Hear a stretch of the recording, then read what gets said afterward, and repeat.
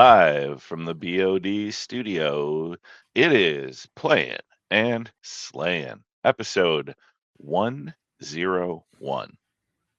That's it's a nice number. It's what's that Yep. called? A palindrome, Yep. Oh, where a word or number reads the same way both Mhm. directions. Yep. We're gonna start. We won't have another one of those. I think until 111.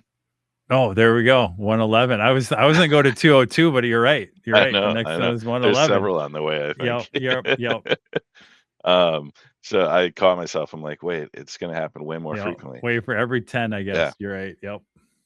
But anyways, so fresh off the 100th episode, we are back with is this like season 2? Do it once you get 100 episodes in and you start your 101st episode. That's like 9 years later, here's season 2 of Playin and Slayin. Welcome.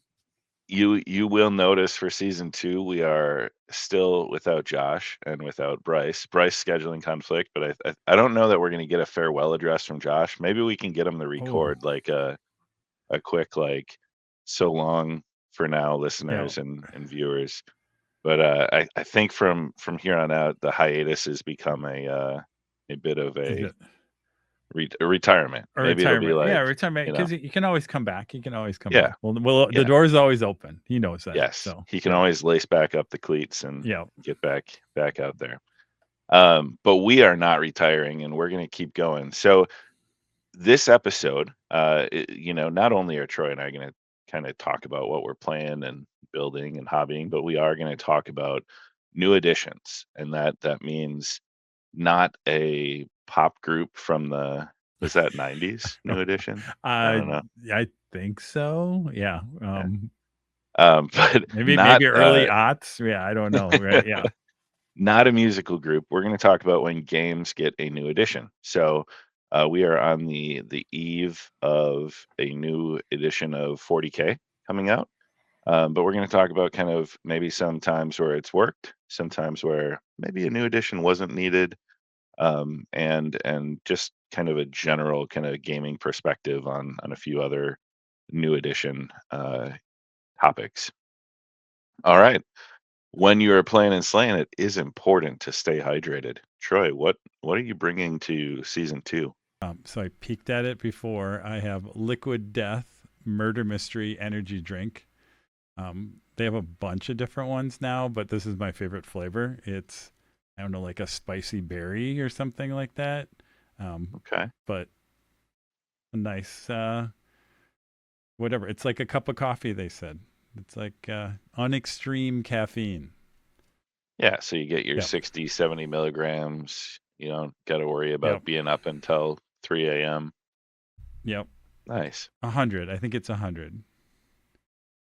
100 grams, 100 milligrams. Yeah, not 100 grams. Okay. That would be a little steep, but 100 milligrams. Yeah, 100 milligrams. Cool. Yeah, a cup and a half of coffee. Yep. Ready to rock. Good deal. What do you got? Well, we're on the precipice of June, and it has been warm out, so I thought summer. So I grabbed a glass from Milwaukee County Beer Gardens. So it has kind of, actually sold them last year, the names of the different ones. And then I was like, I'm not going to Gen Con. I probably shouldn't still have Gen Con beer in my fridge a year from it. So I had one last Sun King Core Strategy. Okay. Yeah. Apple sizer in my Milwaukee County beer garden glass. So enjoying the start of summer with a reminder of Gen Con and beer gardens, and it's the 60 days of nice weather we get. Yep. No, it's good. That's reminded me. That was a great, perfect summer beer. It was. Yeah, it was tasty. What did they? Because right, it's like a fruity beer or something like that. It's a little apple. Because it's not like a cider, right? It was more of a, or was it more of a cider, or was it a? It's like a cider seltzer kind of, like, kind of a hybrid. Yeah. Not quite a beer, not quite a cider, not quite a seltzer. So I remember it was the kind of in the middle, which was cool. It was a nice mix. And good refreshing beer. So yeah, good call. Yeah. And then, like Gen Con and Sun King have a partnership. We have a partnership with tabletop battles. So the rebrand is strong. It is going. Website over at Tabletop Battle is new, um, and still part of the media network. So you'll still find our shows there, and lots of other content. So certainly recommend you head over to Tabletop Battles and check out all of everything. And it'll be incredibly important, the new edition of 40K coming out, that you kind of get up to speed on the articles and the focus as they start to show and dive deep on some of the preview stuff that's coming out, and then some of the advanced copies once that NDA is lifted. I'm sure there will be quite a bit Yeah. of reviews and new content for the new box. Yeah. And I mean, they do such a great job of covering it in all aspects and everything. So yeah, they'll be great. And good summary. I always like the summary because I feel like you can read there and get a good grasp of Yeah. what the rules are and changes and things like that, without having to listen to a 2-hour podcast of somebody reading the book to you or something. So And obviously, while you're over there, if you decide you want to be a patron of Tabletop Battles, you'll have access to other podcasts, one of which is the Campaign Trail that our good friend Raph and I do, where we talk about campaign games, primarily Relic Blade. We've talked about new editions in one of our episodes there, and what it does to like campaigns when the game changes. We kind of talked about, so we'll relay some of that into our discussion. But certainly head over there, check that out, along with other content. All right, Troy, we play games and Yep. we buy stuff and we hobby sometimes. But let's talk playing. What have you been getting to the table here sporadically as the weather gets nice and summer starts up? So we'll start with the one that we all got together. So Ty, you, me, and Josh, game over Basement of Death, and actually found a weekend we were all together. Had a mini game night here in, I don't know, middle of May, right? I think we did that, something like that. Yeah, a Weeks couple of ago. weeks ago. Yeah. And we played a game that you bought and I had bought, and we both, I think, hadn't got it out of the package yet. And so Yeah. I unboxed my version of Endeavor Deep Sea, which was a pretty cool game. And we got that to the table, and we played that in co-op mode and got our butts kicked. We failed to discover enough beneath the waves. It's pretty aggressive what it wants you to accomplish in the 6 or so turns in the co-op scenario, unless you really pay attention and like ramp quick and make the right decisions. I think in hindsight, right, like we made a lot of suboptimal decisions just because it seemed like Yep. fun or it was convenient for us to do something. But you really got to kind of start tailoring your your playboard and like from who you recruit your specialists. So like basically every round you recruit a specialist that gets assigned to your boats, and then you take actions. You earn these action tokens that come into your supply, and then you can reclaim them from your crew, and then take new actions by either placing tokens onto crew to do something like a sonar scan or a dive or moving your boat. And sometimes those actions need another token placed out on the board, and the board is a 5x5 array of cards that you fill in over time. You kind of start with a few surface level ones, and then as you use the sonar, you can start going deeper and then send your subs deeper. Um, and it's classic kind of Euro style action selection, and then resolve and earn victory points, or well, DNA token research tokens to then spend to complete other things. So it's a lot of different currencies going on, and you really got to be efficient. And I think we were we were a little inefficient Yeah. and paid for. We fell short of I think most of the objectives, because you get a total of like what, 7 objectives for the game, Yep. and you need to complete 3 or 4 of 3, I them. think. Yeah, we did get 3. And Yeah. did we get 1? I don't even know. Did we get 1? I don't even know if we got 1, I but don't know, yeah. maybe 1. We'll pretend we Yeah. got 1. Yeah. But it was, I mean, it was good. It kind of lived up to, I think, kind of it was hype. I think it had won some award in, was it that 2025 or 2024? I can't remember. Yeah. Yeah, it was really popular off of Kickstarter.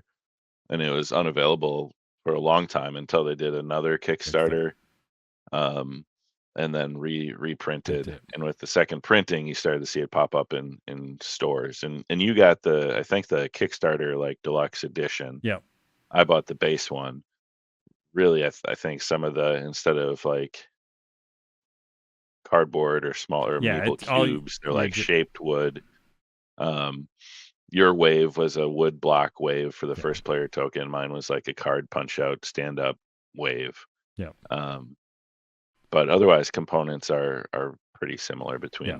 between the two. They're pretty good. Yeah, I got mine off of, it's like that third party, what's the Game Steward, I think, or something like that. They kind of like they buy and resell kind of Hmm. Kickstarters. I think they go in and they probably buy half a dozen, a lot of these Kickstarters, and then they resell them. Not for a huge. Usually it's nice. It's not a huge markup. I think they're just making Yeah.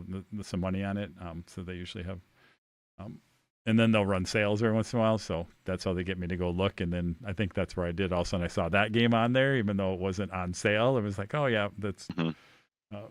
something to get around some of that one. So yeah, it was, and you can play it. I don't know if you said, Ty, right? You can play it competitively, solo, and co-op, which was also a thing that got me, because again, I'm not usually a Euro person, but the combination of different game modes got me interested. I'm like, oh, that's something that even if maybe we don't get to the table with other people, I could play solo, or and I enjoyed it the way we did, especially for our first Hmm. game, to play cooperative, to learn the rule. Because it's almost like now I would be like, oh, we could maybe try it competitively now that everybody's kind of seen the thing familiar, like and so. That's what. So I think there's a lot of replayability around, because the way the board is just the tiles, as you said, and the bunch of different missions. So you start out with different tiles, and it's always going to be random. So, interesting game. I think it's going to get to the table every once in a while. Kind of it'll be a good mix to jump in there, because I think again, not. Especially again, if you have new people, you can be like, "Oh, we'll play co-op," and that way people that have played can bring it along. I was gonna say what we need to do is we need to get the three of us that played it, and then John, and do the competitive version, and just throw John to the wolves, and kind of like what was the other one we played with him where he hadn't really played it? It was the Dwellings of Eldervale in space, Andromeda's Edge. Yep. And we kind of threw him into it, having not played Dwellings or Andromeda's Edge. Yep. So Endeavor, Deep Sea, pretty much available. Recommend it. It's a good play. I'll throw one out there. So, and I apologize if I talked about this last time, but I got together with Dan Bears, host of Cubic Shenanigans, and our fellow BOD member Eric, and played Kill Team. We did a 3-player mission. It was, what are Dan's white scars? I think he did with the Phobos lieutenant, and I don't remember the name of the Kill Team squads. I'm not that. And Eric had his Space Wolf ones, and they were like mirror match Space Marines. And then I was the Rekka crew orcs, and it was pretty fun. Kill Team's digestible enough. I enjoy it, but that was our Kill Team, and it was one of the multiplayer missions. So you deployed in kind of like a triangle, and then we fought, and my orcs rocketed straggler Marines and killed most guys, and then won the game. So I always like it when I win. I let the Marines fight amongst themselves, and then cleaned up the table scraps for the victory. So now, next time, Troy, that we get together with Dan and Eric, you need to join, and we'll do a 4-player multiplayer game to see what kind of chaos 3 Marines and 1 orc crew. Yeah. But you play some other Kill Team stuff, right? Like Necrons, Gene Stealers. Yep. I have my building. I have a old Gene Stealer one I played for a long time. Then I was playing not this newest Necron Kill Team, but the one before. Mostly because I got my poor Gene Stealer guys would just get run over by Eric's Marines, but the Necrons have a little more punch, so that was a little more. We had a little more competitive battles for that. And it's not that the Gene Stealer cult isn't. The Gene Stealer cult is just a really like it's a more elite kind of, you got to know what you're doing because there's a lot of squishy guys, but they do have a lot of really cool things, but it's a lot of like making sure you can get stuff in sync, and I'm never very good at the Necrons are a little more straightforward there.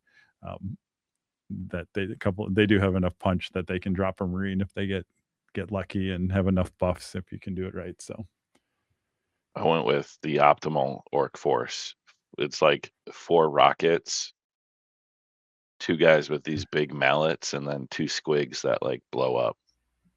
It's hard to go wrong with suicide bomber squigs, rocket launchers, and then one of the hammers has a rocket on the end of it. It's a single use weapon, and you smash a rocket onto somebody, and then it does like 2d6. It's crazy the amount of damage it does.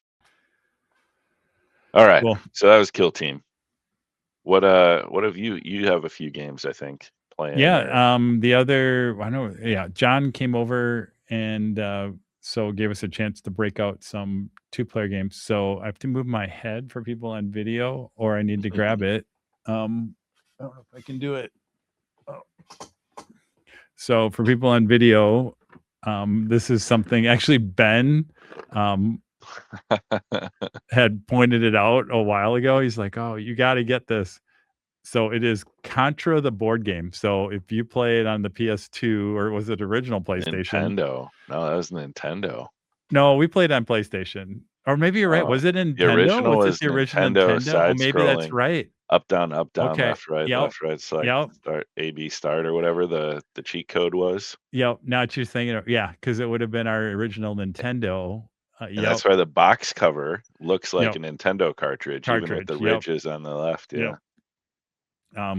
And so John and I just unboxed it. We didn't actually play it because I think the gameplay is probably a B minus, maybe C plus B minus from when I was doing some research. But because it's probably way more, you think of Contra, a side scroller, should be pretty straightforward. I think there's actually a lot. It's pretty crunchy for, which They it could be good and get bad. Yeah. Yeah. Gears of War board game. Yeah, it's a lot. It's basically all I mean, it's like all cards. It's like here's your heroes, and then here's your enemies, and then you have like I believe some like terrain kind of cards, and then there's a lot of counters and kind of keeping track of things as you battle through on some of that stuff too. So yeah, I don't know. Maybe at some time we'll bite the bullet and actually kind of play a game and see what it really is. But part of it was just that it's one of those. It was like more a collector, like. But we unboxed it, and this was again. I found the version on eBay that actually had, because they did 2 versions. The original actually has miniatures in it. Okay. The other one, the one that's actually there's one. You think you can find it in retail if you look, but that one just has standees and some other things. I'm like, you got to have some minis, right? So, so found this one and so we unboxed that. That was part of our evening, and then we pulled out. I've talked about it before. Lord of the Rings Duel, great game. Like just we had John. I had it's just so good. Every time we got table, great. As again, it's probably one of our favorite like 2-player games. Just like that, we're like, hey, let's gonna play. It's probably like it's not it's like an hour to get through that. I think I actually pulled off. So for people who know Seven Wonders, because that's what the engine underneath the whole thing is, right, is Seven Wonders Duel, which is a really great game in itself, a lot better than Seven Wonders. I mean, Seven Wonders it was a good game. It got a little old. Yeah. I mean, I think it got to be what it was. Seven Wonders Duel is really, I think, really good. That now with the Lord of the Rings kind of, and I would say it's really integrated. It's kind of funny. It's like when we talk about the pandemic version, like where you don't, unless you would know kind of the underlying engine, you wouldn't really know it. But here, so you can, and we've talked about like the different ways you can win. On this one, on the Duel, it's really about controlling the land and having. There's always a board where you're moving stuff around, which is kind of related to military. It's kind of the version of military again for people who are used to Seven Wonders. Then the other one is the Ring. There's this this chase of, you have the race, the Frodo and Sam, they're moving along a ring trying to get to Mount Doom, and then this other slider comes along, and that's the race trying to catch him, and that's kind of relate. I don't know what it's, is it like the normal victory points? Kind of like like the blue cards, so like the normal victory points, I believe, that you'd have in Seven Wonders for people who are translating. And then there's a science victory, we'll call it, but it's really the different races um, in the land. You're collecting them, and I actually um, pulled off that, because if you can get, I think it was one of every of the six of the seven or something like that, um, that you can pull that off. And it ended up, and what happened is, again, there's like some extra tokens you can get along the way. And what I got there is, I got like a wild card that counted against for a science. I think about, like, I'm saying science, but it's really these races, the green cards on some of that. So I got that early, and that kind of said, well, now I only need to get 5 of the 6 cards to come up, because not all the cards are in. So you could, like, that isn't even possible sometimes, because you may not have all the Oh, cards come because you up, bring because some you of the always cards leave. out of the Yeah, deck. because you always leave, each, you do 3 different ages, and not always, and I believe Mhm. it's not all the cards ever make on table. So there are times when you're like, well, I'm going to go for that, but it may not pay out, because cards just may not be there. Yeah. But yeah, and it ended up, and then I had, at the end, it was kind of, I was close, and John kind of knew it was close. So again, if on duel, you have the cards laying on top of each other. So when you pull off, well, you're exposing cards underneath, and depending on how you can see some cards are face down, some are face up. So you can see some of them, and some of them you can't until you flip them. Um, and basically, it came up to the third age. I was close. You could see there was the one card I needed was there. Um, and then so I kind of knew, like, if I take this one and John takes this one, we can go there. And then I knew I had one, I can't remember what it was, some mechanic where I could get, where I could switch the turn. Because Oh, you can buy like lands or territories, and basically you can do that instead of taking a card. So basically, what that does is it flips, like, you think about it, right? It flips kind of the turn order of how you're exposing things. yeah. So I kind of had but then what happened is John took that from me, and I'm like, oh shoot, now I don't have that as an option if I can't get the thing to work out. But I ended up, he kind of got himself back. He got into a corner, and it was basically like he couldn't stop me from getting it. Um, and then to put fire on it, what we realized is when he flipped another card, there was another card on the board too. So even if he would have stopped me from getting that one, he wouldn't have been able to Would have stop me from opened that. up Yeah, another. open up. So really, it was a really fun game, really close, because we went to the end. Because he was actually winning the military board side, and if I wouldn't have won that way, I think he probably would have pulled off the military board. So a lot, again, you can tell I really like that game. It was, yeah, really fun, simple, a game that I we get out every once in a while. But I have it and I've unboxed it. I just haven't played it yet. So we'll have to find time to get that. yeah, and like I said, I mean, you can whip through 45 minutes if Yeah. the people that know how to play, um, and you run through it. And it's got Lord of the Rings, right? So what can go wrong with that? Yeah. Yeah. I saw recently, you'll appreciate this from a literature aspect.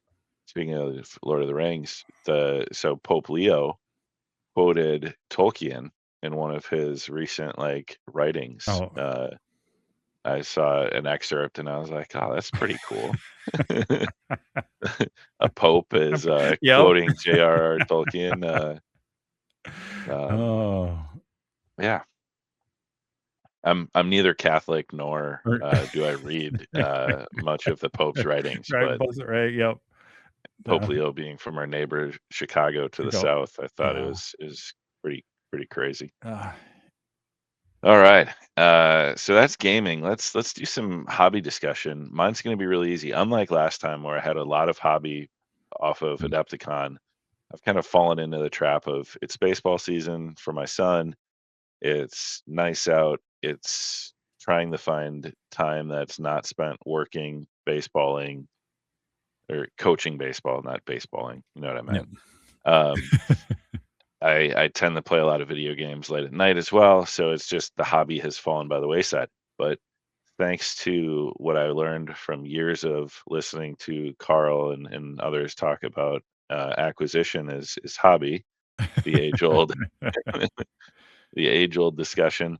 I placed so long time former guest, Mhm. and we've talked about Landmine from Mini Stomp before. I placed the Mini Stomp order after many years of not having purchased anything, and I got you can't quite see the pile of orcs over my shoulder.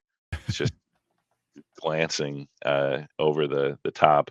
I got a Morkanaut model and a box of orc commandos along with the now he's old but new Dante Mm, yep. model. So I made an order and I got a few things. Um, because orcs will be fun, and Dante just because the old Dante was so crappy, and the new one looks pretty Yeah. cool. Oh yeah. So acquisition is hobby in this case, and I did acquire some things. Hopefully, get back into the painting here. I was just talking with Brian and Gabe about the Carcass Front is coming, the Mm. expansion and campaign for Trench Crusades coming. So this summer probably get that. Try to paint some more war bands and get going again with a little bit of, Good, yep. if not daily hobby, every so often hobby. How about you, Troy? Any Cool. painting, or are you going the acquisition trail as well? I'm gonna split. I did do some real hobby, so I tried to again, like you just was it earlier this week or last week? I don't remember what it was. I again, as Eric and I have been continuing to try and play Kill Team, although Eric got called away. I don't know what is it when he got called up. He got what is it when the military go on tour? He had to do a tour of duty. A tour of duty. Yeah, he got Yeah, drafted into drafted. Yeah, Games Workshop, new store. I think yep. front lines out in where South Bend, South Bend, Indiana. Indiana. Yeah, he's Yeah, like, "Hey, I can't do our game at the end of May because I'm gonna be in South Bend, Indiana, getting for some like a store few up and weeks. running." Yeah, Like for like a he, few yeah, weeks, and yeah, so I'm like, "Well, I guess I need to drive down to South Bend, Indiana for a game." So, um, you can play inside of the Notre Dame the Jesus statue, right? yeah, there Where you go. Yep. yeah, play in the shadows of that. Yeah. So I've been trying to kill. As I talked about earlier, I usually have Gene Stealer Call. I've been running Necrons for a while. Time for to get something up and running. But so I pull, and then I have Tomb World, um, and in there is this really cool Death Watch kill teams, and they're just really really cool. So I tried to like every night I would just even if I had a half hour, I built one of those guys, um, and got them, and then I just got them primed up and kind of Zenithal. So they're sitting on the desk now. Gonna kind of work through painting them. Probably kinda I don't know, I have to figure out. It's gonna be a little bit of combination of probably some speed paint, kind of whatever. I mean, they're mostly black, so I'm trying to, like, make them more gray and, like, the illusion of black so that 'cause I don't know. I'm never really impressed with a black model. It just kinda fades away on the table, so, Ends up very flat. Yeah, yeah, it's, so it's I'm gonna do so I think I'm gonna try, like, some really, um, stark, like, slap chop, um, and then play with some of like the blackish speed paints, contrast paints, and see if I can get some good easy and cheap because I hate to highlight and edge. So I'm yeah. see if I can get some cheap highlights that actually look decent. So it'll be I think it'll be an interesting project. And there's a ton of detail on there. So if I can get kind of a decent black base or gray again, illusion of black that's Yeah, probably a dark gray and on then there, paint and then paint just all do a the lot all the other like pouches, guns, pouches, right? There's a lot of stuff I chains, can rivets. Yeah, yeah, and then probably yeah, because they're not and then if they look still dark, I mean, it gives you opportunity. I can put some pops of color on grenades or make add some reds and whatever's just to maybe, lighten yeah. things up if it feels like the model's too dark. So it'll be an interesting challenge. But excited for that. Yeah, they're sitting right over there, ready for me to do that. And then the acquisition part. is I did get my hands on the Terror on Devlin Kill Team box that just came out last weekend, which is the new, like the big red terror monster from our Tyrannid, against a bunch of Cadian regular Imperial trooper guys, So it's Imperial one Guard troops. Tyranid model that is Yeah, a kill team. yeah, and it's kind of, I don't know, like, so it's more of like what they call the MPO. So it's really, and you run him as an NPC, and then Mm, you really run um, the Cadians, and I think there's a few like Termagants in there too. So I think it's him and some little Termagants to, got it. but they're all kind of AI driven, as my understanding. And so there's scenarios you play through on some of that. So it should be fun. Yeah, I'm excited. I saw that box come out. I think that was actually an Adepticon announcement, and it was pretty excited to do that. So that should be fun. It'll be fun. That might be a summer project to kind of get that built and kind of get that to the table too. So excited about that. And then I bought, along with that, I haven't looked at it in great detail, is the Nemesis Operatives kill team rule set that came out, which is, I think, the idea to extend kind of that idea of having like NPC that you're fighting your kill team against. Okay. You can kind of do, it's more of it's like co-op kill team. You can run, it's either Yeah. solo or with a buddy. You run your kill teams against the game itself. And because in that there's rules for, if you remember the old, like, these are Blackstone Fortress models for like the Zote, and what was the Mm-hmm. other one, which I have. So when I saw that, I'm like, oh, I have those models that are sitting over there, and someday maybe I play Blackstone Fortress, but I have a better chance of actually getting them out. It's a reason to Using paint them models too. in They're the kill really team. cool models too. So I don't know. I have a lot of stuff stacked up that I can, if I can get myself motivated to kind of get that to the table in the kill team realm. So I know there was a lot of chatter around that one. Did it have terrain? Was it like full no, on? no, No. yeah, no, Okay. it's just a Models solid rules. box of model. Yeah.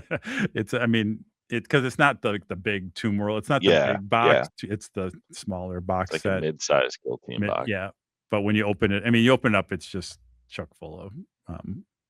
Because I think is there 10 or 20? I don't know how many. Maybe it's not 20. Is it 10? I think there's 10 Imperial Guard models, the giant Tyranid model, and then some Termagants in there. So Yeah. like Cool. whatever it is, 10 sprues or something like that in there. So All right. Well, speaking of acquisition, let's dabble in some crowdfunding. So, mhm. um, let's do the Awaken Realms discussion first. Yep. So I just threw that in there a while ago. It mostly because people have heard us talk about Nemesis. I thought it was interesting that Awaken Realms, I think they grabbed Rob Davio, Yep. to basically do a legacy version of Nemesis. Again, so legacy being, the board's gonna change, you're gonna open things up as you go through, um, in some version of Nemesis. It's in my understanding, I think it's pretty early. I don't even think they're like even trying to figure out I think they're in initial design. I think there was an interview or something with Rob Davio as he talked about um, kind of the ideas and what they're kind of throwing. But I think they're in kind of early, probably alpha kind of phase. Not, it might be in the article that when they're trying to think about getting a Kickstarter out there, but just thought it was interesting. Again, Nemesis is a game I like to think about playing, but don't get to the table very often because it is a little bit of a uh, like it's a full on whatever experience and prep to get everything out there. And I still have unboxed versions, I think, of the latest and greatest one with that only have to get to the table at some point. So It is Awaken Realms has kind of taken the throne of like, we don't really need to use Kickstarter, but we're going to use Kickstarter from CMON after like yep. CMON Yeah, right. Yeah. financially crashed and They burned. took, they're like, somebody needs to take this throne of like, we're just going to do massive, giant Huge games that, projects, tons of minis where you get yeah. like 20 boxes, and they've hooked Bryce in a couple. I think there there have been times where I've looked. They did one recently that is just starting to ship now. It's supposed to ship in December. The Lands of Evershade. I don't know if you've seen that. Mm-mm. It's advertised as like a 1 to 5 player open world RPG tactical combat dice game. It looks like Gloomhaven and Frosthaven on like steroids. Um, and it had elements that I was like, oh, that looks like something they did in Tainted Grail, or Yep. but it's like it's ridiculous. Like the all in is like $500. It's like 12 boxes, hundreds of minis, pages and pages and pages of scenario books, and I'm like, this looks really cool, and I think it would be awesome, but only in like a fake reality, Right. an alternate reality. Yep. Will I actually sit down and like play Right. it more So than like, once?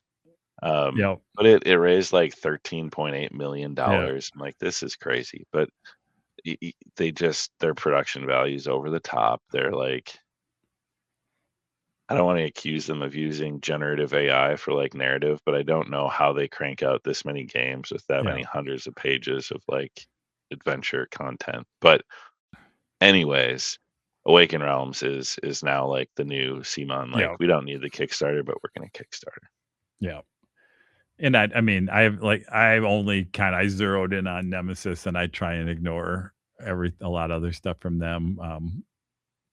Because Yeah, I I mean, the mean, only thing again, total hearsay, and I always like to not do it, but I don't know that some of the gameplay with somebody, I think, they're really good with the production value, and yeah, the minis are awesome and everything else, but I always heard a little bit like, hey, the rules maybe aren't quite, I mean, always there. It takes a few erratas to get things kind of straightened out and things like that, which yeah, again, like you said, like there's no way humanly possible you can be play testing every possible thing and get like, yeah, there's just yeah. no way to. And it's a lot of times English isn't the native language of Hmm. some of these Yeah, people, so because that could they're also like be some. Yeah, I the think they're company is from Polish, like right? Poland or Yeah. something. Yeah. Um, and then not Kickstarter, but a recent project that I just didn't get Mm, a chance to talk about, but I thought was really cool. So Richard Witters, he was formerly like the D&D art director. mm, Um, he and his like gaming group had been working on kind of alternate like OSR rules that kind of it's like D20 adjacent. It's like a make yep, 20 like rule set.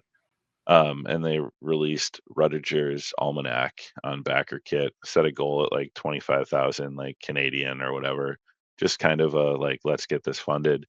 End up getting backed by 566 people. It hit the funding threshold, but it wasn't yep, huge. It was just yep. small. Somebody wanted to make a game. Right. It's been like his homebrew world and game for years and years and years that he pulled together a team and found a publisher and kind of kickstarted the funds to like get the printing out. So it was cool. That just successfully funded recently and closed. A little bit over the Yep. goal. So looking forward to that. Just to explore and play around with and see, because I don't know. This is probably a edition discussion, but the new edition of D&D is started to kind of not new edition, Yep. they're 2024 or whatever, Yep. and the new guard has made me start thinking about what are some other things I could do Yep. with RPGs. So Yep.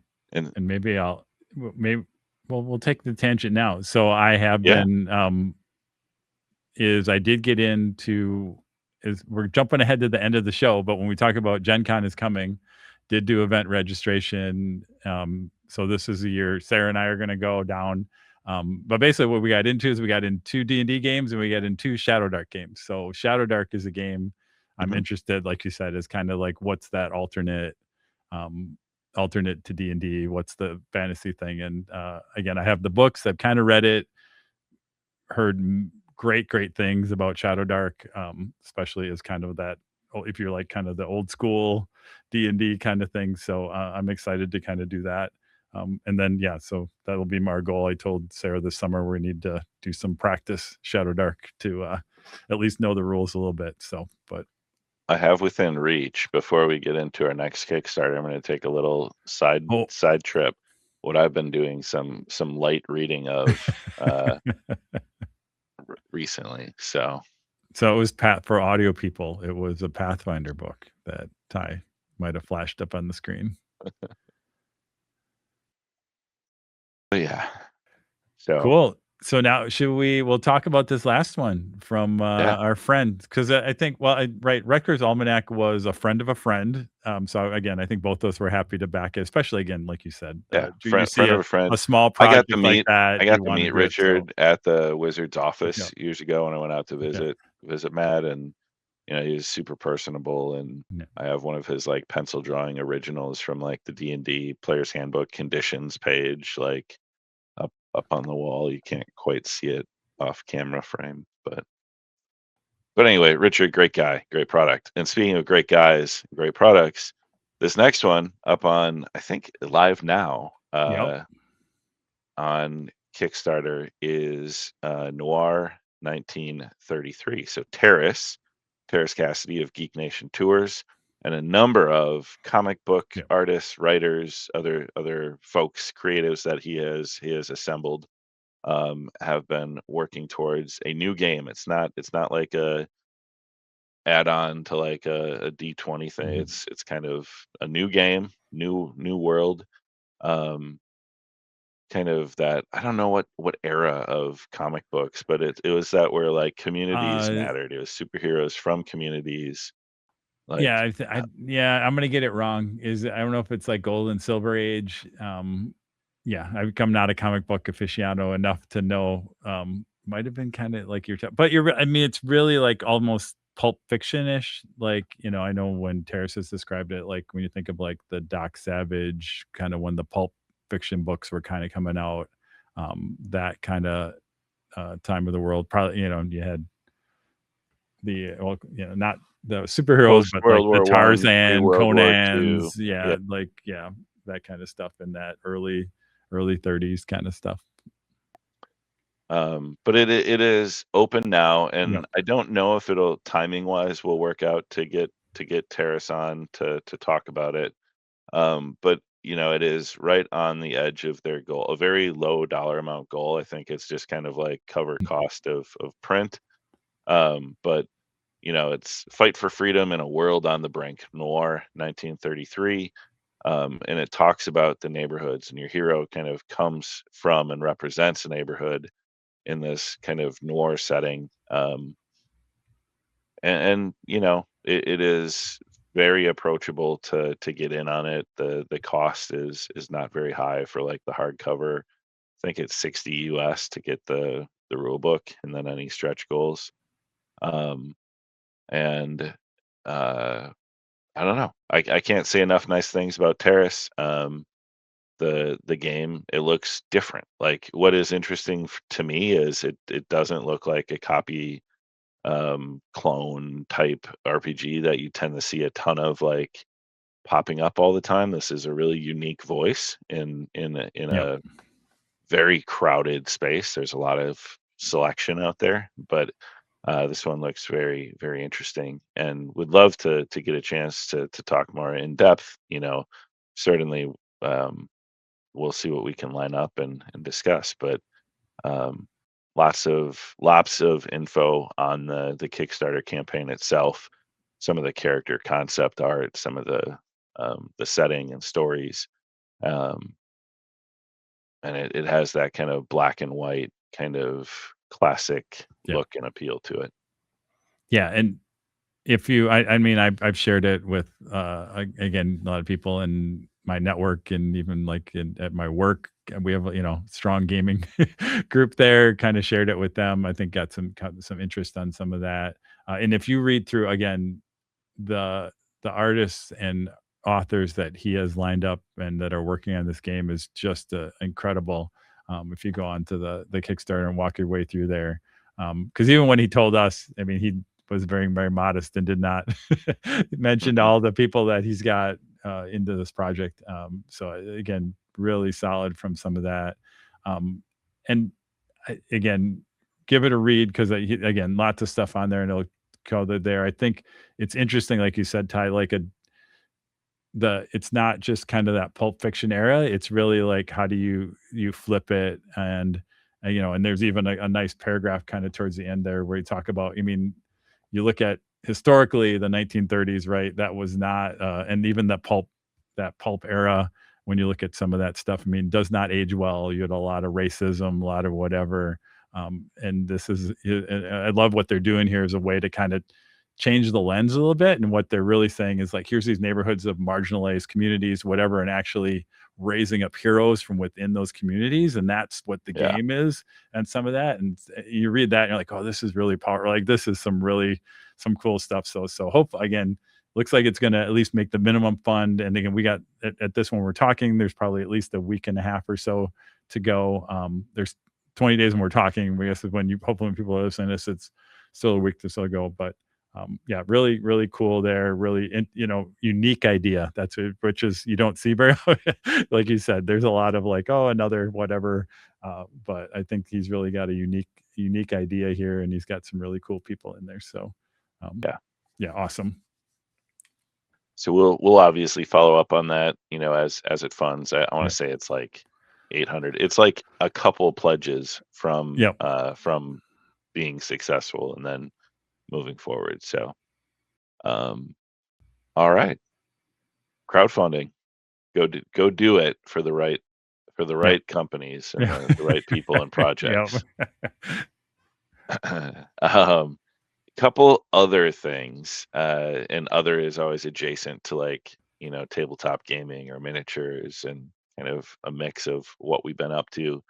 Um, so in a constant quest to find new games to play as I exhaust games I'm playing and move on, my brother had started playing Star Wars Outlaws, which is like an Ubisoft open world, open galaxy Star Wars game that came out about a year ago. Got slammed for being pretty buggy. People were like, I'm not really feeling it. Now it's about a year later, and I think there have been a few patches that fix some stuff and some content. Um, and it like I picked it up. You're a no name like outlaw. You're a common like thief. You live, in a room above a tavern in this off world planet, and you like start picking up jobs, steal from so and so, slice this, do that. Um, and then you get a ship and you kind of crash land, and then you got to go find parts and kind of build it back up. And like, then I was in a mission the other night and I'm stealthing through an Imperial base, like trying to get out through the hangar bay with like data list of things that have been paid off. And like, this is really, it has done a good job. You can play Sabak, like sit Mhm. down in a cantina and play the game like that you hear about. And um, the music and the visuals, like, there have been a lot of Star Wars video games over the years, and this one is one of the first where I like it captures like, the world without Yep. using any of the familiar Yeah. Yep. characters or events or whatever. So, been having some fun with that. I don't know how long I'll keep going, but for now it's like it's fun cruising around in a speeder, doing missions for different factions. And um there's little Easter eggs too. Like I was in the storeroom getting a treasure, and there's a C3PO and R2 like unit, like dusty and leaning up against the wall. Yeah, Like, yeah. um, so Star Wars Outlaws. It's kind of fun. It's on Game Pass for like free. So if you subscribe for Game Pass, it's like Then you free. got it It's for free. included. Yeah. Um, but yeah, Cool.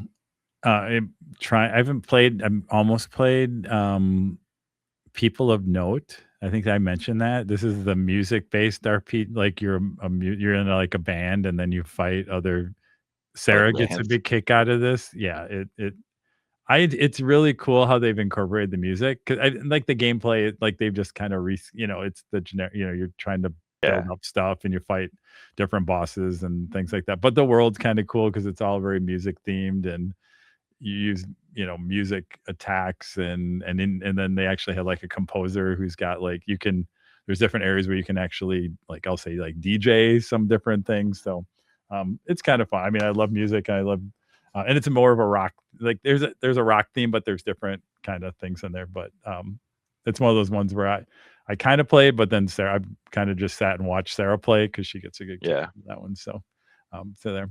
And this other one I threw on here, I think this is actually from Felicia Day's newsletter, she put it on there. Is there? I found she mentioned this text-based version of Doom. So if you go back to Zork, if people again, I'm going way back 80s. If people know like text-based adventures from the 80s, like Zork, where you go left, right, or whatever, and then you get the paragraph of text that describes and do that. Um, Somebody took Doom. So again, we're gonna go into the 90s, right? You take the video game Doom and you move it into like take all the graphics away, and then you're literally just and even you do combat in the text-based format because you have to like shoot and I only played a couple levels and in my mind I'm trying to remember like what does this level look like and where do I need to go? Um and then so again, yeah, I think you can probably go really deep on it. I mean, I played for about 10 minutes because I thought it was interesting around some of that. So yeah, if you kind of have E history with both what is those it? games, it's interesting. E1M1, a text adventure. Uh-oh, I'm gonna lose Ty for 10 minutes as he Yeah, I'm goes gonna just fighting start some playing. Yeah, zombies. no. I'll definitely check it out later though. That's it tonight. It's an There's your tonight game. itch.io. Yeah, yeah. That's all I need. Another game to stay up till 2 playing. Uh, Um, all right. Let's throw open the doors to the library before we start talking about editions and new game editions. Um, so one thing I saw and I haven't listened to, I could have probably put this in other, but so Behind the Bastards is a podcast that I think I've talked about that Matt and Elena can introduce me to. Robert Evans is a journalist and writer who he does the podcast that kind of talks about people in history and in power and how terrible they are. Like the Daryl Gates episode, he talks about how terrible it was to militarize the police force and how racist the LA PD was back in like the yeah, 60s, and it's all Daryl Gates' fault, right? yeah, He started SWAT, like he was the first guy to bring a SWAT team in, and like um, just how terrible he was, and how he's become, yeah, popularized by everyone for what he did for policing, right? yeah. Um, and other, he name a billionaire, name a whatever. But so I read and I talked about After the Revolution, which Hmm. was like a war journalist kind of approach to like post-apocalyptic America. Um, well, it turns out he also is, and I don't know where it'll go or how many episodes they'll do, but he he did a bonus episode kind of teaser trailer with one of the co-hosts called an Untitled Warhammer 40,000 podcast, Yeah. where he wants to start talking about Warhammer 40K. And it's just kind of the trailer and the thought, but it'll be interesting to see like what he does and how many episodes and like where it goes and what his approach is. Cause like Behind the Bastards, it's like a biographical kind of news, like I don't know. So it'll be interesting to see. But wanted to note that. I don't know if you had seen or heard that, or if you're even familiar Oh, with Behind the I Bastards. am not familiar with it. You had dropped it in there. I took a peek. It'll be interesting again where you see I was getting the impression that he was kind of joking about being Joking, and they trailer but I and that yeah, this was the episode. And I kind of I don't went know. through it a little bit. It isn't, and it, and partly, I mean, it kind of goes back. Part of it calls back to why do I love why 30 some years later, why do I like the 40K universe? I mean, because in the end, again, we don't talk about a lot because we're whatever, but it has a lot of political stuff in it. Oh yeah. In the 80s, 90s, those guys at Games Work, they were making it was political commentary. There was all the different groups were kind of a lot of it sometimes was Europe, kind of European politics that you'd see Mhm. groups in there and things in there. And even through the day, today, right, you kind of have the emperor who's the worst good guy or the best bad guy. I don't know, right? On some of that, you got kind of this very authoritarian government and whatever. Is chaos good or right? I think there's a lot, and there's a lot, and different. You can come at it from so Yeah. many different lenses. That world is so big, and different authors have made different things around that. So it's interesting. Again, he takes one slice of it, and he kind of like Yeah. talks about it a little bit in there So yeah, it is. I found that pretty interesting, because that is it's. I mean, I mean, there's also been super bad actors in the 40K. We know that there Space, are, yeah. yeah, people that have, I hope tried to he propaganda sees things that, yeah, the interest though, and I hope he runs with it because yeah, I don't know that. Yeah, to your point, it's not like I describe it as a trailer. yeah, It's an episode that goes into 40K, yeah. but it felt to me like there was more There was more, right? I mean, there, yeah, he's just and on the like tip it of the could lead to iceberg. a Yeah, yeah, series, and it yeah, could lead to much more. So yeah, trailer in that way, yeah. but certainly worth a listen. And we'll probably include that link as well. But then some reading. So I was at a little bookstore in Galena, Illinois. My wife and I went beginning of May for a little weekend trip to the birthplace of Ulysses S. Grant, by the way, Galena, Illinois. And they have this little Galena paper and books. It's like they literally have paper and cards and bookstore. And I saw a book that somehow had popped up on my to read list anyway called Beartooth by Callan Wink. So Callan Wink has written, I think, one other book or a short story collection and a novel. This one started popping up on a lot of lists. It's about two brothers that live um, kind of on the edge of like I think it's Yosemite or Yellow, one of the big net deep woods mountains national parks, and they kind of live off the grid. They do odd jobs. They, lumber, and they get approached to do a job by this kind of rich guy that they poach like bears at times or other animals and then sell parts. Well, he wants them to go and get elk antlers, which is illegal to bring out of the national parks Hmm. for whatever reason. And then it's kind of like it's described as it has this like Cohen brothers aspect to it where you get this sense something's going to go wrong. Go wrong. Like one of the brothers is kind of the straight man, always keeps his other brother in line. The other guy's kind of a fuck up, and like it's their relationship. They're close in age, and like the one has always looked out for the other. Their dad has died. Their mother had left, and she has shown up again at their door. So it has this like element of just you feel this sense of something's going to go poorly, kind of like that. When you're in fiasco, where Yeah. that you're getting to that point where everything's gonna go south. The book builds like that, and what I learned about Callan Wink after I started reading and really enjoying it, I looked in like who he is. He is a fly fisher guide in Montana. Yeah. Like he writes as like a hobby, but he's a fly fisher guide. Right. And there's a excerpt on the jacket from like Steven Ranella from like Meat Eater, who I've Yeah. really enjoyed listening to and watching like his show. Um, and so the guy captures the wilderness experience like incredibly well. And like I was like, there's got to be more here. So I was looking at that. I'm like, that's just really cool. And it's a quick read. It's only around 300 pages, but very good. Enjoyed that. Beartooth and Callan Wink. Um, So not the band. no, not the band. Okay, not the band. Good, really good band, really good live. Just so you say, I saw a live show. Now I'm a fan. So Hey, maybe it's a book about the band, Troy. yeah. Yeah. um, then so I took a slight break from Lonesome Dove. I'm about 70% through it. Still really enjoying it, but I was like inspired to listen to an audio because the first time I read it in paperback, there was a book series written in the early 2000s is when it started called the Emberverse. So S.M. Sterling, he wrote like what if all power went out and guns stopped working, what would happen in society? So it was like, and the first one was Dies the Fire. And I'm like, it's been about 20 years probably since I read it. I went back, so I enjoyed it.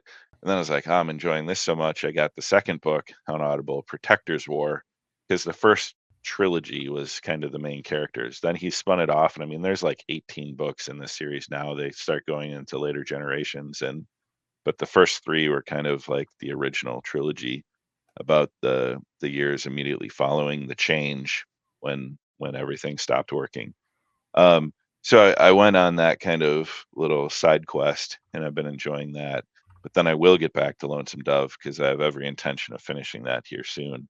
Um, but that's a long one, so I've really enjoyed that. And then I downloaded the new dungeon crawler Carl, and I have that ready to go too. And then the 10th Malazan book. So I got my Audible credits Whoa. mid-April, so I just downloaded a bunch of like super long books that'll get me through the next several months. Um, and then a Netflix show. I haven't been watching a ton of TV, but Nicole and I started watching. Um, so it's produced by, I don't know what kind of involvement they had, the Duffer Brothers, the guys who did Mm, Stranger Things, there's things. Yeah. but it's like a psychological thriller kind of horror story um, about about marriage and like the importance of finding your soulmate. But it's called Something Very Bad Is Going to Happen, and it starts as this young couple is on a road trip back to uh, the guy's family's like parents' house somewhere in the woods, and it's like winter time, and it starts to build on this dread of like things happening. And she, the woman who's like engaged to be married, starts thinking like her husband's family is planning to kill her. And like every episode starts with you get a little reveal, but you don't know what you're seeing of something like bad, and you don't know if it's a nightmare. You don't know if it. And you start to feel like she is either it's all in her mind, or there is something nefarious going on, and it's this weird like it's just uneasy. Like I was talking to my brother's like, yeah, I started watching that, but it made me too uncomfortable. I stopped. Like so it's this very like it plays really well with like tension and anxiety and like the sound and the imagery. It's not like jump scary. It's No, like it's the weird. emotionally, mentally disturbing scary, Yeah. which but enjoying it. We're about 3 or 4 episodes in. I think it's 8 episodes. So Cool. all right, Yeah, that's S.M. what I've been Sterling. I reading. didn't realize how many books S.M. Sterling kind of wrote. I was reading. I'm like, why do I read The Sky People again? Probably like 20 years ago. Um, Yeah, he's written a ton. so, Recently I read it. He did one like that was a history professor and his grad students go back to the time of ancient Rome to like escape from a nuclear event yeah, and then kind of rebuild knowing what they know. So that was one I'd read where I was like, I don't know. But Dies the Fire held up. I was like, yep, I yeah, enjoyed this the first time around. I'm enjoying it again. yeah. So Cool. Let's see. I think I talked about I had started Children of Strife last time we talked. I finished that, enjoyed it, loved that world is pretty good. Interesting. Again, this is the fourth book. How we took basically pieces of everything up around here and and uh, and moved things through time. It was again. I had talked about. I love books that kind of go. He would like tell the story, part of the story in we'll call it current time.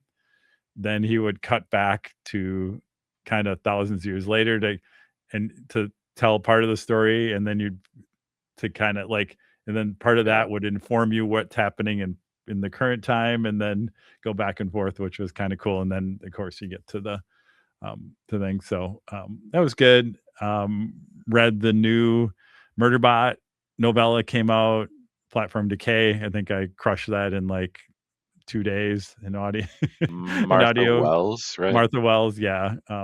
Again, if you didn't watch the Murderbot series on Apple TV, go do that and then read all the books. Just fun. Yeah, it's Have kind of you very much.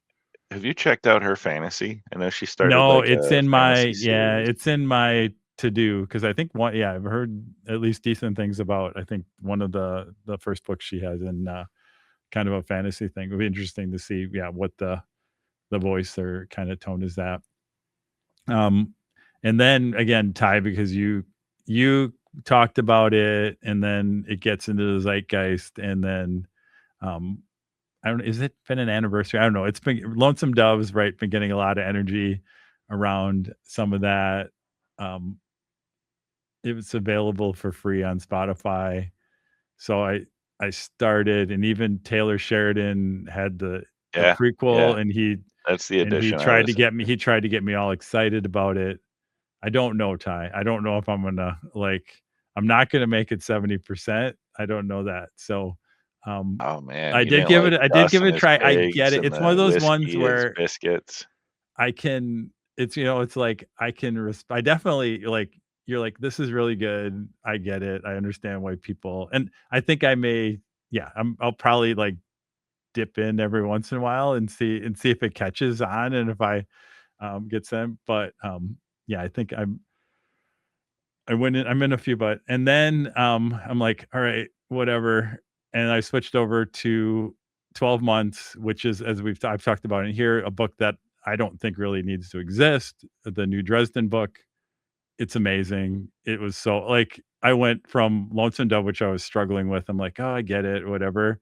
I flipped over. I started the first 10 seconds of 12 months and I got chills. Yeah, And I laugh and I'm like, yes, I still like we don't need this book. Like I would have been fine, but I really love that we have this book. I love that I get to visit yeah. Dresden. I love that and he does again, it's almost like complete fan service. Like in literally the first half hour, 15 minutes of the book, he, every character that you write, here's Molly, here's what, yeah, right. Mhm. They're all, yeah, it just, Well, I and mean, realistically, it's rebuilding him, and yeah, it shows what it. I'm trying to avoid spoiler language, yeah, but it shows what got him to where he is now, and what does he need to come back from yeah, where he is now.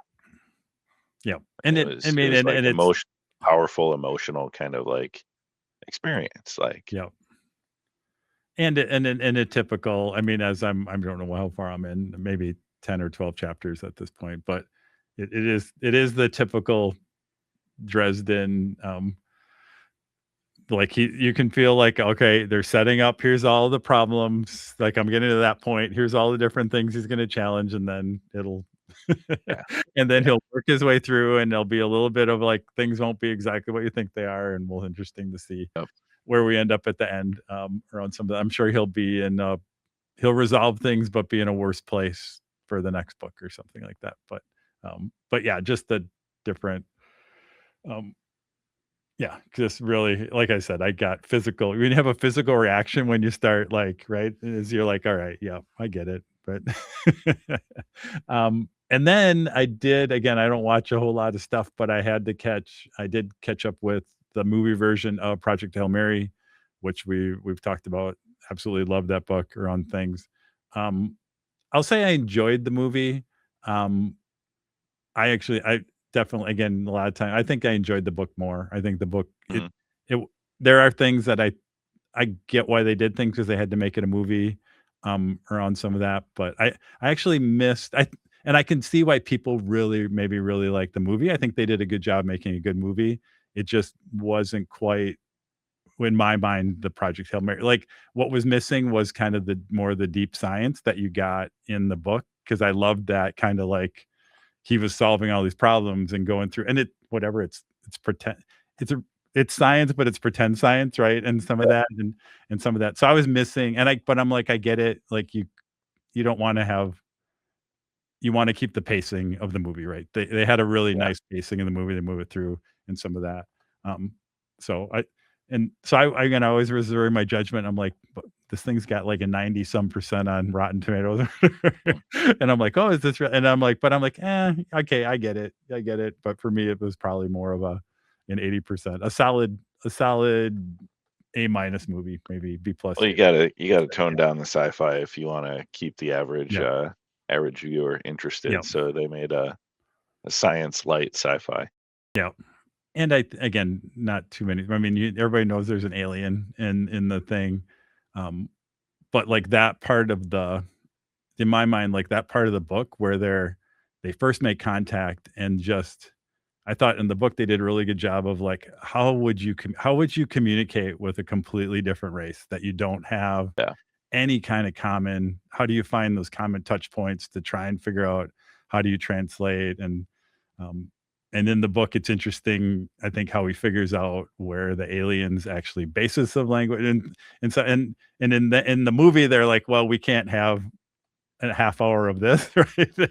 So I feel again, and that lost me a little bit. Like, oh, we kind of jumped, and like now we're, and Yeah. then we give him a funny voice, and and I get it because it made the movie good, but there was a little bit there. So don't want to talk about. I mean, very good movie. Go see it. Awesome. Um, and again, everything you talked in the book, it's more about what's it, Royce and Grace. I mean, really, that movie is about his character arc, right? It's like of having that Mhm. character go through what he goes through, um, and people who don't know and I think as you read the book, if you know the reveal, it's not as powerful in the movie um, around some of that. So um, that's good. But yeah, I'm glad I caught it up. It was fun. It was great to see that book come to life. So Excellent. All right. Let's do it, Troy. New yep. edition, main topic. If you need a break, too bad. We're not taking one. Uh, or just hit pause and come back. Um, so, new edition of Warhammer 40,000 on the horizon. Everyone's talking about 11th. 11th edition. Games Workshop had made it pretty clear that they're going to follow this kind of every 3-year cycle with their games, and they stuck to it. Um, Age of Sigmar is getting new editions every 3 years. 40K is getting new editions. Um, but obviously, lots of games have gone through kind of new editions, and I think we'll come back to new 40K a little bit more depth once we know a little bit more Yep. and see it. I think a new edition, one thing certainly I'll talk about is it can renew interest in something that might have been put aside for a long time, just because everyone ends up talking about it. You see it. That's what happened with me and 40K a little bit. Wanting to play with some of my friends and get interested at a point where I feel like okay, I can come into it having not played for 4 editions and get up to speed and kind of learn a new game in essence. Um, but then sometimes a new edition may not be beneficial, and we want to talk a little bit about when it's not, when it maybe drives people away from the game, um, or people burn their entire army in a YouTube rage baiting video because they killed their world in square Yeah. bases. Um, Well, it's but not even a new edition. That's like yeah, new theme, game right? like this, Yeah, kill yeah. the edition. Yep. Yeah, I don't know. So Troy, where do you want to start? I think we've seen some examples of miniature games. We've seen some in like, more of the miniature board games, RPGs, other board games. Like where do you want to start this journey? Um, and like I said, maybe we'll start with I was gonna look back at 40K and look at again my interaction with the different editions and where, like you said, some were where were they positive, where were negative, how did it move forward? I mean, going way back, right? I mean, I played Rogue Trader second edition. I think in 40K you kind of see these waves, and I think second edition again really interesting. It's interesting to see some people like go to the nostalgia, like oh look at all that stuff, but that game like is Games Workshop like just got bloated and like was unplayable by the end. And then third edition was a huge reset because it was whatever probably the first version that went to like here's a more modern like because first and second were in some ways RPGs that with some miniatures and tried to put some rules and things like that. Third was where you kind of like even though you had armies in second, right? But and then fourth wasn't a whole lot different again in typical Games Workshop fashion. Fourth wasn't really, if I remember right, that much different than third. Fifth, which is again you and I played a ton of, like that was you think Mhm. about it, a huge point for that for 40K, right? That's when you got the popularity really grew. They kind of had figured out how do you do, competitive play. That edition lasted for a pretty long time, Yeah. um, and then you kind of had, but at that point, that was one where, like you said, I think that it had just gotten stale, because I that was they were not in the 3-year cycle at that point. I don't remember how many. I mean, fifth might have lasted 4 to 5 years. Um, Yeah. and then you got I'll call it the sixth and seventh, because those end up being the same editions. I didn't play a ton of seventh. I wasn't at that point. I wasn't playing a lot of competitive anymore. But I think you saw the same thing. Seventh at the end was unplayable. It was just a bloated mess, right? Yep. You needed 85 books and whatever else, and then we got, the big reset in eighth, which I think again created a lot of, again, like you said, resurgence, where people got, because I mean, in some ways, even 11th, like, is still a generation, like that eighth reset is still what we're kind of in that version in my mind. I mean, 10th was another kind of reset, but not, I mean, it was still related. You can see how it was related to where we've been since eighth edition. And 11th is really just feels like a tweak, um, which makes some of that stuff too. So I think, again, it's been interesting. Yeah, again, as my ride through 40K, and I've always, again, there's so many ways to Yeah. engage with 40K. The gameplay element is always kind of like, there's been editions where I've been way in and playing a lot, and other editions where I'm doing all the rest of the stuff, reading the books, doing models, and everyone will be playing every once in a while. And so, Yeah. but I think it's interesting, like why and when game companies decide like it's time for a new edition. And mhm. some of the time I feel like obviously it's an easy marketing like decision, right? Yep. It's, hey, if we call it a new Well, edition, we can sell new starter boxes, new rule books, new, everything gets a refresh, and then you want to buy all the new stuff for the things you already have. yep. Um, and then I think there's another kind of new edition, and that's where a game maybe has started to feel its age, like the way people play games and what be and how the internet advances dialogue about competitive games, and how like tournament structure and other things kind of spotlight the issues with the rule set. um Sometimes I think there's this like, we need to save our game to make it viable new edition. Yep. Yep. Yep. um and then there's also like, sometimes I think things get labeled as a new edition, but it's really just a chance to, shift the storyline, make a few Yep. tweaks, and get new product out as well. Like, I think you see that sometimes in the RPG space, Yep. Oh yeah. Yep. Yep. more than maybe miniature games. But Yeah, and again, um, I'm again, a lot of people will always like, oh, it's a money grab and whatever. I mean, these are companies; they need a revenue yeah, stream, and again, I think Games Workshop has, in some ways, they've just figured it out, and they've been very transparent about it. It's like, we have our games in a 3-year rotation. It gives us, I'm sure they know, like you said, they like it. We know a new edition generates this much revenue for us. It helps us. yeah, Like they have a steady budget. They know what they're thinking, right? I mean, they're run and things, and so yeah, like you have it around there. And I don't know, maybe I know the next one I have on here, AOS is in the same kind of, um, again, not hasn't been around as long, right? It just had, what, 10 years on some of that. And I don't even know what edition is, because this is one where, I mean, you guys played a lot. Well, I don't even know what edition it was. Second, third, I don't I even play remember so where we played a I started lot. playing Yeah. in first.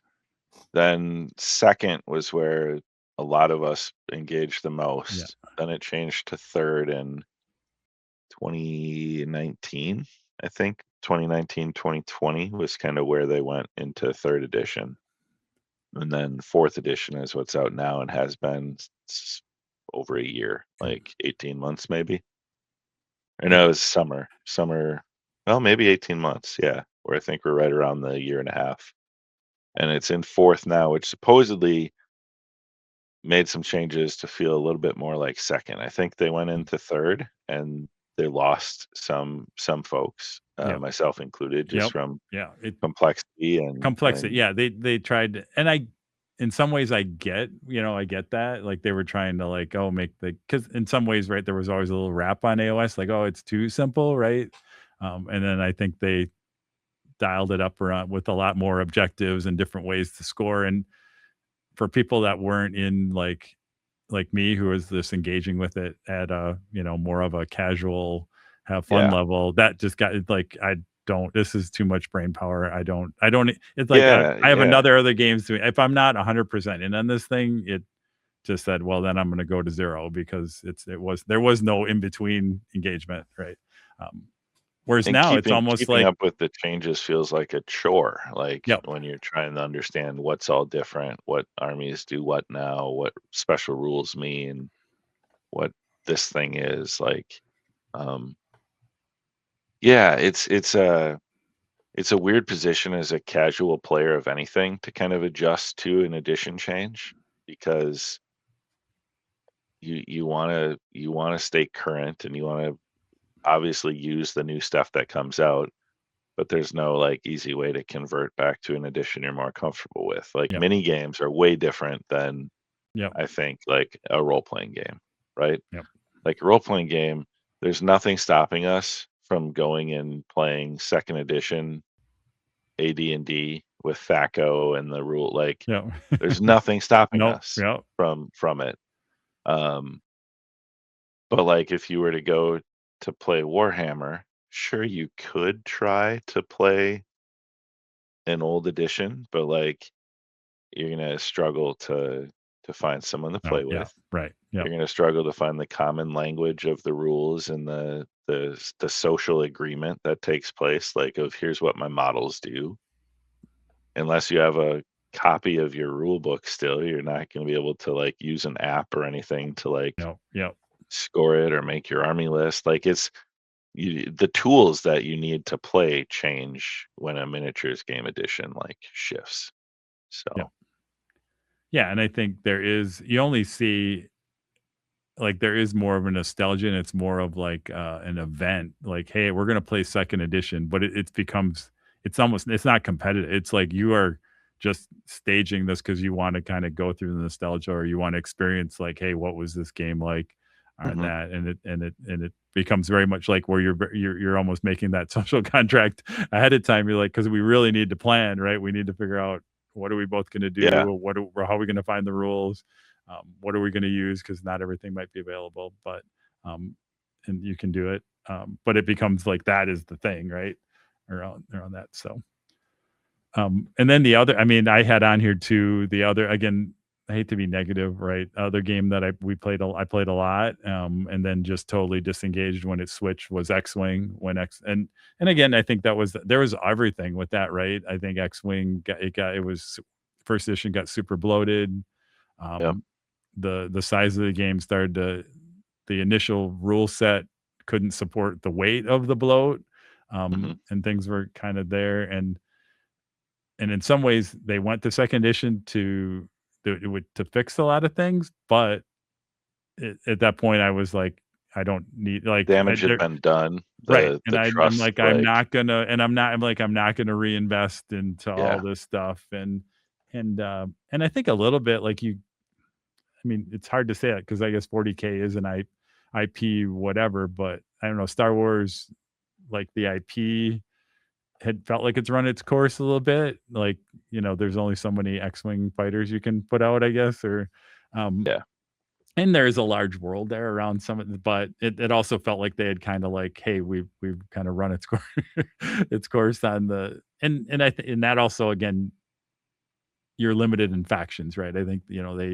they kind of really only had 3 factions um to get. So I think that had done, but yeah, that was the one that I mean, I just all of a sudden it was like it was running its course because I'd played a bunch, and then as it got to the end of that edition, um, wasn't engaging a whole lot, and then when they went to second, that just made it easy to like, oh well, all yeah, my old stuff isn't worth anything anymore. yep. I'll sell the models to somebody else can do it, and I've not missed it for sure, but Yeah, and so like miniature game edition changes, I think we've kind of mm, talked about. I think there are a lot of I can't think of many board games that have gone past like a second edition to like a third or a fourth. Right. Like Twilight Imperium, they've changed over the years and shifted with new editions. Um, but like the list isn't very long. Like No. the longer a game is out, the more likely you are to see a third edition, like maybe Fury of Dracula, some of these older titles that got the refresh and then got, a new edition, and then they were Yep. like, well, there's elements that we still want to change or shift, and they do it. But a lot of times it's connected to like how do we reprint, right? Right. Like if It's if we're or it's a gonna make like a license, right? yeah, The company, it's a new company picking it up. Um, and of course we just spent money to get this license. Now I got to figure out I got to want to print the game and get people to buy it. So you're gonna yeah, tweak it and make some changes on some of that. Um, so yeah, it is um, interesting on board games. Yeah, and I threw a couple in here um, to go through. Like so, I mean, Kemet was interesting, and that one kind of falls in. And was it? Oh, you guys can't see it. It's behind me over here. My giant, the Blood and Sand edition that they redid. Again, it's I think they only like tweaked some of the rules, and again, part of it was a resell kind of make it was a combination of like, hey, we also want some money, so we're gonna change all the give you really cool high end components on stuff with that. But in the end, the core game is still there. Although they are doing another, I'll call it maybe I'm gonna call it edition expansion, but they are giving alternate maps, which is an interesting idea there. So you can call that an expansion, but it also gives you different options for the base game on some of that stuff. yeah, But they haven't really, I mean, that it's not really a new edition. It's kind of like, yeah, where they've kept that pretty same. Um, and then, I mean, one that is you were just talking about an example, and it's a funny example. Um, so Dungeon Quest was originally a Games Workshop board game, super fun, fairly simple, straightforward, beer and pretzels. Um, back in the how long ago was this? Early must have been what it's like 2010s, 2010. 2014, I Yeah, think. like right, yeah, 24 right. So in 2010s when Fantasy Flight existed and had gotten rights to a ton of the Games Workshop board game stuff, and they were reprinting them. One of them was Dungeon Quest. Um, but I think this is the one where they went wrong. Where actually the second edition, their edition again, better components, whatever. They tried to add more rules, and it backfired. Where it was like, Hmm. this isn't the game that everybody remembered, and some of that. So they ended up, I think, 3 or 4 years later. Sorry, did a third edition, and then actually, I think made the rules for you so that you could update your second edition on one of those. But I think that's an interesting case where they tried to do a little bit too much, and actually kind of lost the spirit of the game that they were doing. Yeah, and I think when you're looking at edition changes or versions, that spirit of the game matters a lot for the people that played it and want to continue playing it. And I think some companies don't really care. Um, like they're like, people are gonna buy it. We No, right. know it's like a captive audience. Let's do it. Um, and then others, when it's a smaller fan base, I think they have to handle it a little differently because you want your edition change to modernize to make people still want to play you, but you're not swinging with the heavyweights where it's millions of people, it's thousands of people, right? That so like it's more of a microcosm, right? Like I feel like big changes in small crowds are harder Yep. to get past than when your crowd is at scale. Um, I feel like the other thing that we haven't really touched on from an edition standpoint is how much of the old edition is still usable. I think where Yep. Games Workshop has, I mean, I've talked about this at length before. Like when AOS changed and they Mm. start getting rid of entire sections of armies and say, this isn't playable in, sanctioned, events anymore. Like, um, that to me is bad. Like, taking away stuff, like, I get changing the rules, I get Yeah. repointing, I get all of that, but I don't know that I really am on board or understand the whole, like, let's take models away from somebody in a controlled environment. And maybe that's how you reduce rules bloat. You don't want too many things that do something slightly different. But um, I think companies, try to be mindful of that. And obviously, board games are different because you buy a new edition. You're not just getting a rule book or like new cards. They need to sell everything. So it's like Yeah. they refresh the look. They do a lot of that. But miniature games, sometimes you don't. You get a new starter box, but then you're playing the new game with your old models for the most Yep. part. Yep. Yeah. I But mean, I the can't only think of a thing. board game where that's been the case, where it's like something's usable and you just get a new rule book. I mean, Yeah. Yeah, I mean, that's the only example again that I know. Again, I'm sure there's been more, but it was interesting again, like because I think I don't want to say screwed up because they kind of missed the boat on Dungeon Quest. They did put out basically a PDF that was like that. Hey, if you have the second edition, here's a new rule book that kind of fixes a lot of the things, kind of simplified a lot of the things um, that they did there, which was interesting. I think they did as they did the third. They actually gave you something because for second edition people. So let let me ask you a question, Troy. What edition change was?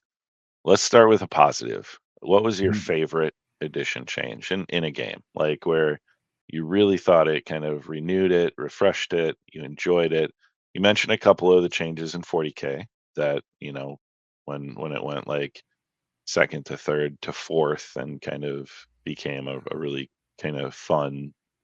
But yep. what is like your pinnacle of this is where an edition change felt timely, it felt like it accomplished kind of what you'd want it to. Ooh, Putting you on the spot. yeah. Put me on the spot. I'm trying to think because I know there's going to be, um, and so maybe I'll go back to the fantasy play. And maybe this isn't. I won't say this is my favorite, but it's one that jumps out because it was so different. Um, as I talked about fantasy flight, and it's up over here. You guys can't see it, but the Horus Heresy. And I don't play it that often. I only played it a couple of times, but when Fantasy Flight took the old Games Workshop Horus Heresy game Mm, and made the incredible huge mhm, coffin box edition of that game, right? It what the original was, you know, cardboard chits and whatever board, and mhm, it was more of the old school Avalon Hill for people who know that, kind of war game. um and then Fantasy Flight basically took it and made it into like a modern board game with still a lot of the moving parts and a million cards and things, exactly everything it needed to be to kind of to make the spectacle that is, the Assault on Terra, um, around some of that. So that's one that jumps into mind, right? Where somebody took mhm. and the initial, an idea of the initial one and kept the spirit of what's Yeah, there, but just like flew it up, right? yeah. I think for me, I'm gonna go to the RPG. In 2014 when D&D did the fourth edition to Mm, to fifth, mm, and we got, D&D next and the new yep, like D&D fifth, which I think is one of the more accessible and took off, right? Like, yep.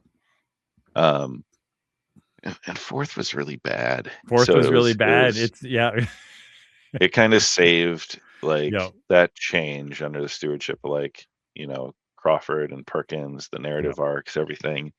Um, it really saved, not that the brand was going to die. I don't know the economics. I don't right. know what it looked like at We that got point in yep, time, but that renewed like D&D blew up yep, after 5th, like blew up. yep, Um and it changed rules. It moved it back to like giving you storytelling tools and things away from like they went to that weird kind of like miniature tactical combat yep, style yeah, uh yep, game No, I that think fourth was. yeah. So Yeah, I think that's the exact like we were talking about. I think where they fourth just missed the mark. They lost sight of what the spirit of the game. And again, when Crawford and those I guys mean, came you, in, you and see fifth, the they success of Pathfinder yep, because yep, D&D left yep, that rule set behind, and Pathfinder was largely based on that on third 3.5, yep, 3.5 edition of D&D. yep.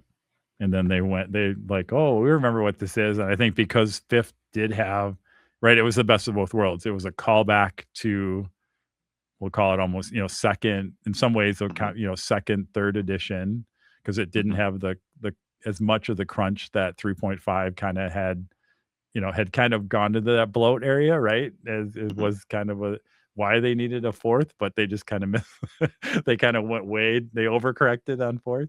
But I think, yeah, fifth, they just took the best of both. And yeah, and it was right. That kind of rejuvenated D&D to what we still, still see today in Yeah. some ways, Yeah, I mean, and the influence 2024 they across. Yep. updated and refreshed, but it wasn't like a new No. a new edition. Yeah.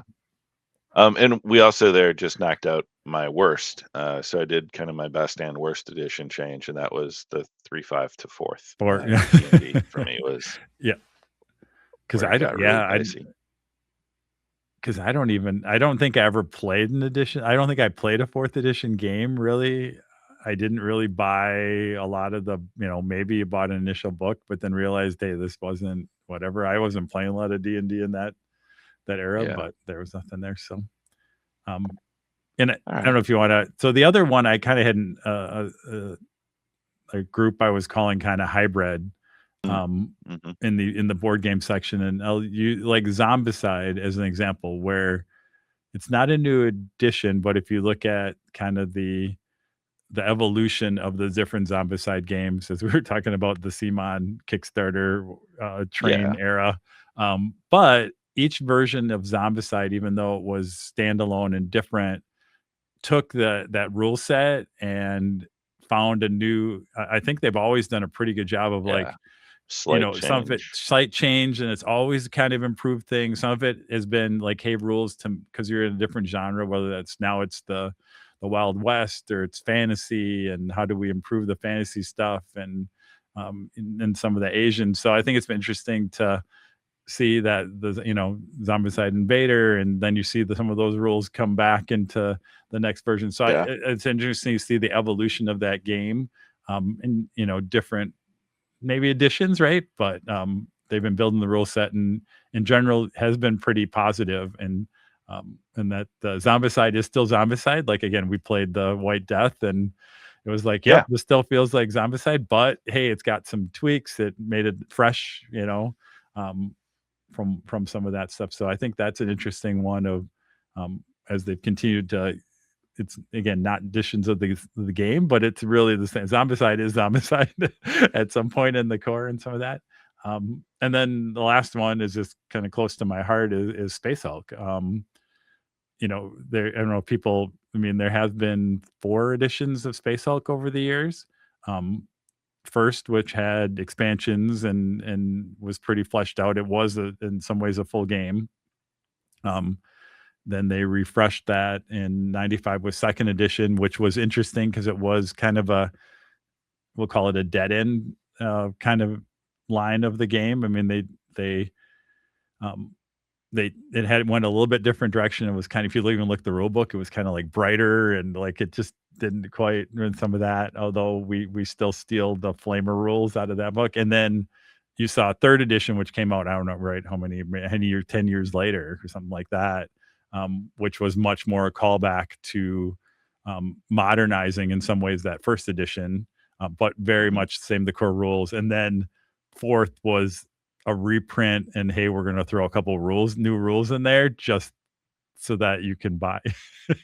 But it basically, I mean, I think the sprue like it was almost the exact like we're going to change the font on the box art and but all the sprues were the same everything, and we're going to add one more page in the rule book Yeah. with I think it was like landing pod or assault pods or so, Mm. so just a little tweak in rules, and then they had a little bit more in some of that, and then you end up, I mean, what we play, which is actually a combination of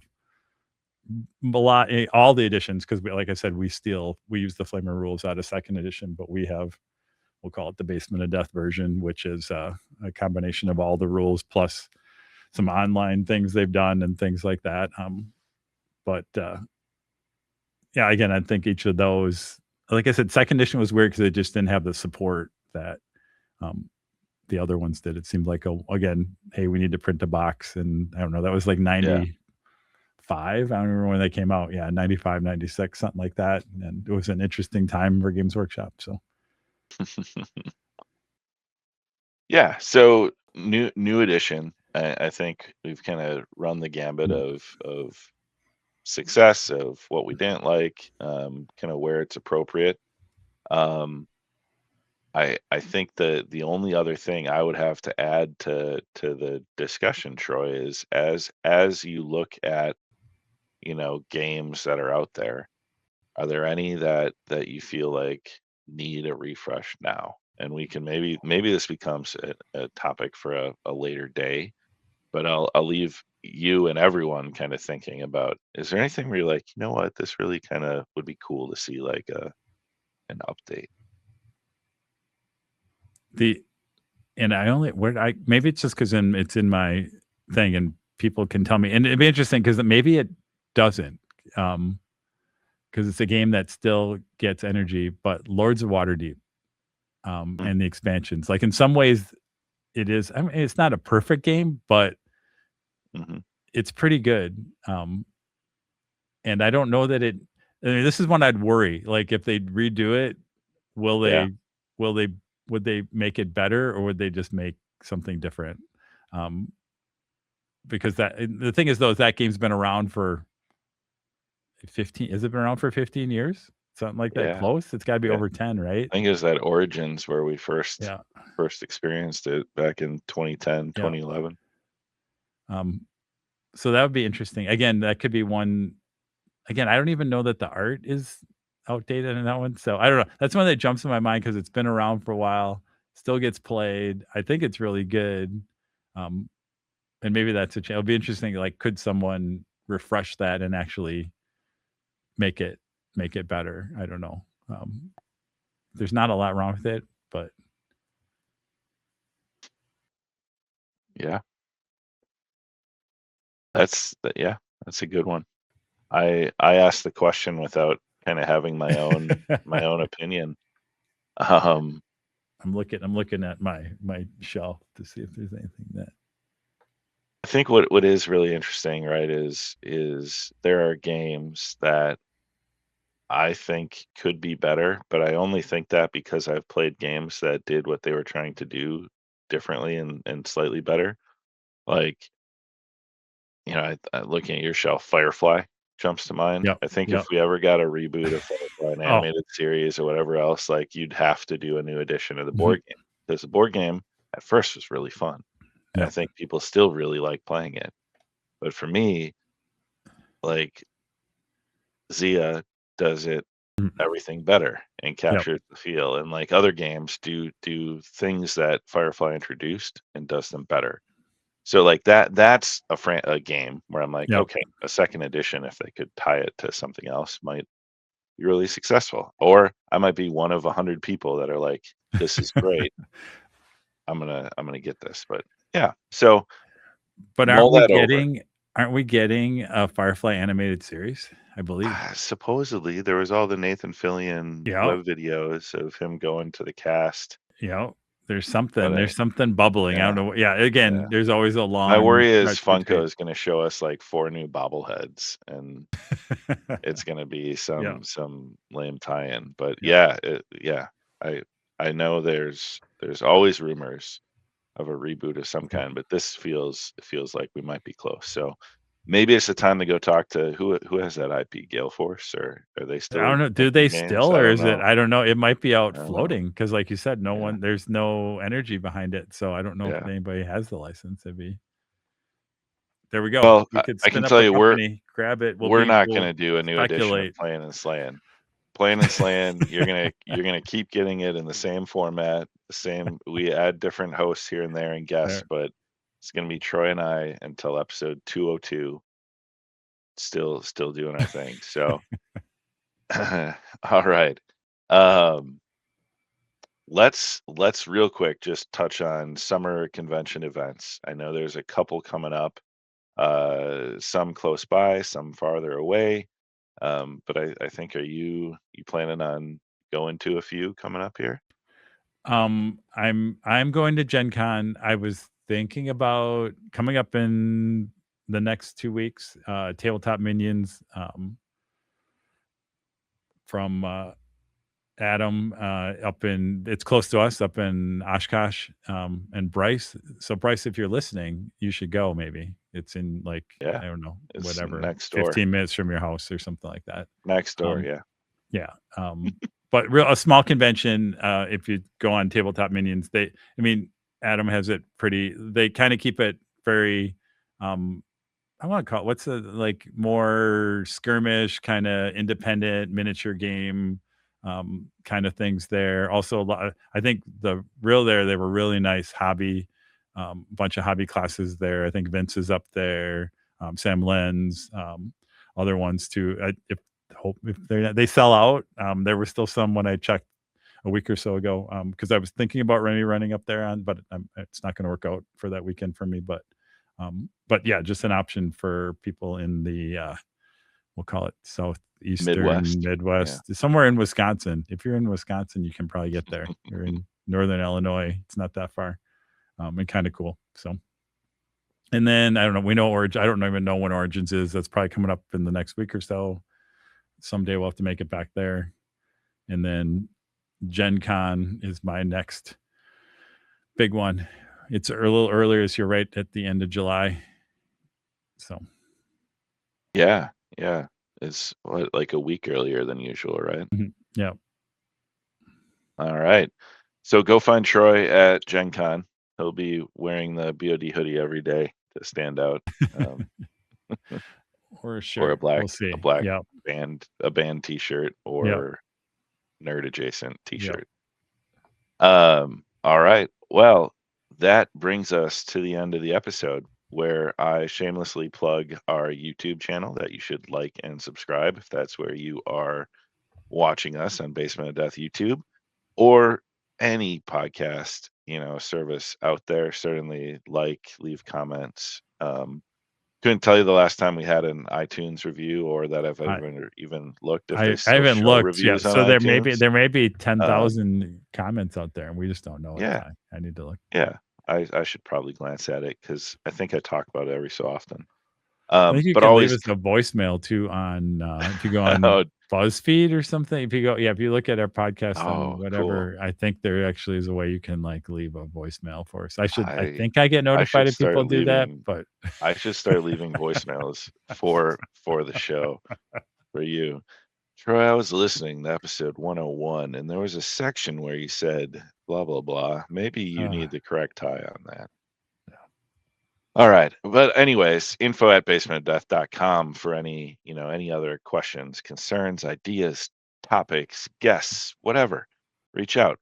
Find us basementofdeath.com, playinslayin.com, where all of our gaming stuff from conventions goes up, rules, maps, stories, whatever. Um, and then also, we talked about tabletop battles at the beginning. Highly encourage you to go check out tabletop battles. Um, while you're there, be a patron, listen to the campaign trail with Raph and I, plenty of uh, other shows too. So, Troy, any final plugs, info? go check out Terrace's Kickstarter. Yes, Noir 1933. Again, it's excited friend of the show, but we also think it's pretty cool. So absolutely. All right. Well, episode 101. Thanks, everyone. Thank you, Troy. Keep the dice rolling, the drinks on ice, and no matter what, keep playing and slaying.